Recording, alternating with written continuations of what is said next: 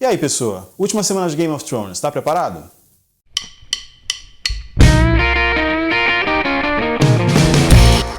Final da quinta temporada de Game of Thrones, rolando um monte de coisa interessante em Westeros. Então vamos conversar um pouquinho para ver se a gente está afinado para assistir o último episódio? Esse vídeo é para quem está acompanhando a série. Eu escrevi um artigo para iniciantes de Game of Thrones, tá lá no WordPress, www.tv ou não tv.wordpress.com. Dá uma olhadinha lá. Lá é mais para quem não conhece nada da série e quer começar agora. Para quem quer começar agora, esse é um péssimo momento para começar. Na véspera do último episódio, mas enfim, se você desejar, a responsabilidade é sua. Bom, então vamos fazer um resumão do que aconteceu na quinta temporada e alguns comentários em relação às coisas mais legais que aconteceram ao longo dessa quinta. Vamos começar pela parte mais chata e vamos até a parte mais bacana. Eu acho que a parte mais bacana dessa temporada foi Daenerys Targaryen, como sempre, aliás. Então Khaleesi no final do vídeo, ok? Primeiro tópico, Bran Stark.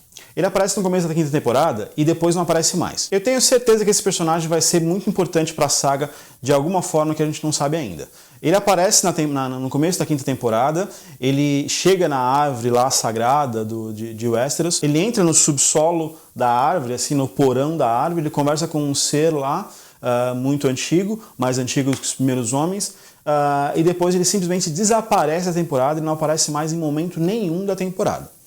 Eu acho o seguinte, que ele vai aparecer evidentemente em algum momento e quando aparecer vai ser fodástico.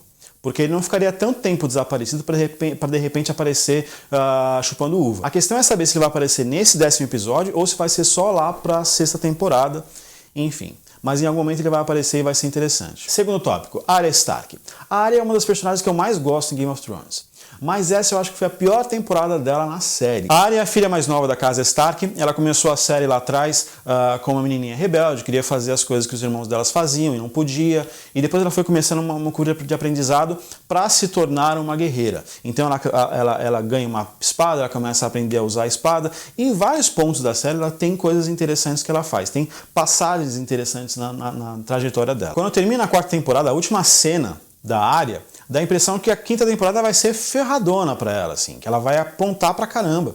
E no final das contas acaba sendo super chato, assim, ela não faz nada, só faz besteira. Ela tem a intenção de se tornar discípula do Homem Sem Rosto, de aprender as técnicas e coisa e tal. Aí ela tem aquele primeiro momento de tentar entrar no templo e coisa e tal. Mas depois que ela entra, é pura encheção de linguiça. O que realmente acontece na curva dela pra ela mudar como personagem é praticamente nada. E pra piorar, ainda no final da temporada, ela começa a fazer besteiras. Esse final de temporada da Arya Stark parece aquele filme de terror, sabe? Quando todo mundo avisa pra mocinha que ela não pode sair à noite pela floresta e a gente vê que ela tá fazendo tudo errado, que ela vai se ferrar e ela faz assim mesmo. Ela recebe uma missão do Homem Sem Rosto e no meio do caminho ela decide que ela tem outras prioridades. Ela resolve ir atrás de um cara que é um jurado de morte dela, um cara que não tem nenhuma participação séria na trama. Ela vai atrás da vingança pessoal dela e deixa pra lá a missão dela. Depois de ter passado vários dias tentando entrar no templo pra falar com o Homem Sem Rosto. Não faz o menor sentido. Até pode ser que nesse 10º episódio ela faça alguma coisa diferente, mas pra mim tá na cara que vai dar merda.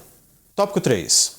Jaime Lannister e a Casa Martell. A história do Jaime Lannister é parecida com a do Bran Stark. Se o Bran Stark aparece no começo da temporada e depois não faz mais nada, o Jaime é o contrário. Ele aparece ele quase não faz nada no começo da temporada e só vai ser importante lá no final. Só o que de fato acontece ali, na minha opinião, é mostrar personagens que vão ser úteis na próxima temporada e mostrar que existe ali um foco de rebeldia, uma bronca que a Casa Martell tem em relação aos Lannister por conta do assassinato do príncipe Oberyn e por conta do assassinato da irmã do príncipe, antes da história toda começar. Aquela parte da história é só uma parte de preparação, assim, é só uma parte de criar o cenário para uma história que vai acontecer provavelmente nessa temporada, de repente até depois disso na 7ª temporada.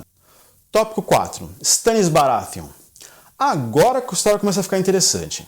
O Stannis Baratheon é um personagem que eu não gostei muito dele. Eu acho que ele é um ator meio sem carisma, eu acho que é um personagem que ele não está sendo construído para ser grande coisa na série. Mas, apesar disso, ele teve uma curva crescendo através das primeiras 4 temporadas e agora eu acho que ele vai se ferrar. O Stannis Baratheon, na verdade, ele é o legítimo herdeiro do trono de Westeros, já que o Joffrey e o Tommen não são filhos do Robert Baratheon. Mas essa é uma tese que ninguém acredita oficialmente. Então ele, em tese, é um golpista. Então, para que a iniciativa do Stannis dê certo, tenha alguma possibilidade de ter sucesso, ele precisa necessariamente de fazer alianças. Aí tem a personagem Melisandre, que nunca inspirou muita confiança. Assim, tá na cara que ela não é boa coisa. Aí no final da temporada ele cai na besteira de aceitar o conselho dela e sacrificar a própria filha numa fogueira. Ele tá ferrado. A partir daí ele vai com certeza começar a perder moral dentro do próprio exército. A começar pelo Sir Davos, que eu duvido muito que continue ao lado do Stannis Baratheon depois dessa história. O Sir Davos ele já está com a Melisandre atravessada no pescoço desde a história do filho do Robert Baratheon. E a relação do Sir Davos com a Shireen, filha do Stannis Baratheon, ela já vem sendo construída já há um longo tempo, assim, para que eles tenham uma ligação entre os dois. A Shireen hoje é o que o Sir Davos tem de mais próximo de uma família. E o Stannis sabe disso, tanto que ele mandou o Sir Davos para uma missão longe só para tirar ele do acampamento, porque ele sabia que o Sir Davos ia se opor ao que ele queria fazer. Tremenda trairagem. Eu acho que é o começo do fim do Stannis Baratheon. Tem gente até fazendo suposições aí, previsões aí, que ele morre já nesse 10º episódio. Eu acho que não, mas a situação dele com certeza se complicou pra caramba. Quinto tópico, Sansa Stark. Eu diria que foi a personagem que mais cresceu nessa temporada, a Sansa Stark. No começo da série ela era uma chata, assim, uma patricinha que só atrapalhava, mas ela foi comendo o pão que o diabo amassou ao longo da série, e nessa temporada ela chegou a ter uns momentos assim de badass mesmo, assim, de poderosa, de fodona. Ela tem ainda uns tropeços, assim, umas vaciladas, mas ela está se tornando um personagem muito interessante na série. Eu acho, inclusive, que já nesse próximo episódio, episódio 10, o final, ela pode ter uma virada bem interessante, porque ela tem um oponente que está ali. O cara é cruel, é maluco, é psicopata, mas ele é doido mesmo, é xarope. Eu acho que ela pode, inclusive, aprontar alguma coisa ali, matar o cara, sei lá, e fazer alguma coisa para mudar o tipo de personagem que ela tem sido até então. Sexto tópico, estamos chegando no fim já. Jon Snow. O Jon Snow é um personagem que ele sempre foi grande na série, ele sempre se mantém lá no top como um dos principais candidatos ao trono, apesar de não ser necessariamente um candidato, mas nesta quinta temporada ele ficou gigante em importância. Agora ele é um comandante de um exército que não é grande, mas só tende a crescer, e eu acho que ele tende a crescer por dois motivos. Primeiro, o inverno chegou. Agora todos os senhores de Westeros vão ter que começar a se coçar para se preparar para um combate que não é mais uma possibilidade, já é uma certeza, já se pode ver o inimigo chegando e o poder que ele tem. Essa história vai começar a voar em boca de passarinho, literalmente. Daqui a pouco eles vão ter que começar a mandar soldados para a patrulha da noite, para ser comandados pelo Jon Snow, para que ele possa tentar proteger o reino. E o segundo motivo, mais imediatamente em relação às dissidências, como eu disse lá atrás, o Stannis Baratheon vai começar a perder apoio, inclusive, do seu próprio exército. E o mais próximo que esse povo tem para se aliar é o Jon Snow, que está ali na Grande Muralha e tem uma missão muito importante para dar conta. Tópico número 7, bagunças em King's Landing. O começo da temporada foi bastante interessante para Cersei e a Margaery. Elas começaram uma queda de braço com forças equivalentes e ficou interessante. Teve inclusive um momento que eu senti até pena da Cersei, porque ela parecia nitidamente fragilizada em relação a Margaery. Mas no episódio seguinte ela conseguiu dar a volta por cima e mandou a Margaery para a prisão, mas no final das contas ela acabou indo para a mesma prisão que a Margaery estava. A questão agora em King's Landing é saber qual foi o tamanho da cagada que a Cersei fez. Porque o que ela pretendia fazer, ela já não conseguiu. Ela dá um poder gigante para um fanático religioso malucaço, e agora o que esse cara vai fazer com esse poder virou uma incógnita. Ele pode inclusive ameaçar o próprio Tommen Baratheon, por que não? Aliás, isso é uma coisa interessante para se observar em Game of Thrones.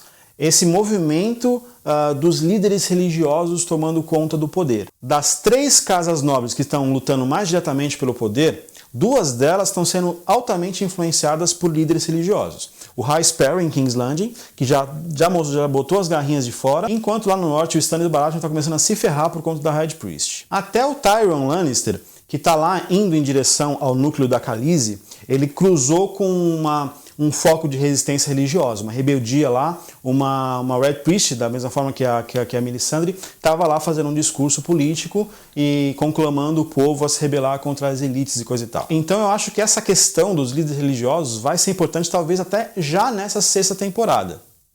8º e último tópico, O Tyrion Lannister, ele teve uma participação bastante apagada ao longo de toda a temporada, mas ele está indo em direção ao núcleo da Daenerys Targaryen, que todo mundo sabe que é o núcleo mais interessante da série, junto com o do Jon Snow. Isso projeta um núcleo extremamente forte na trama.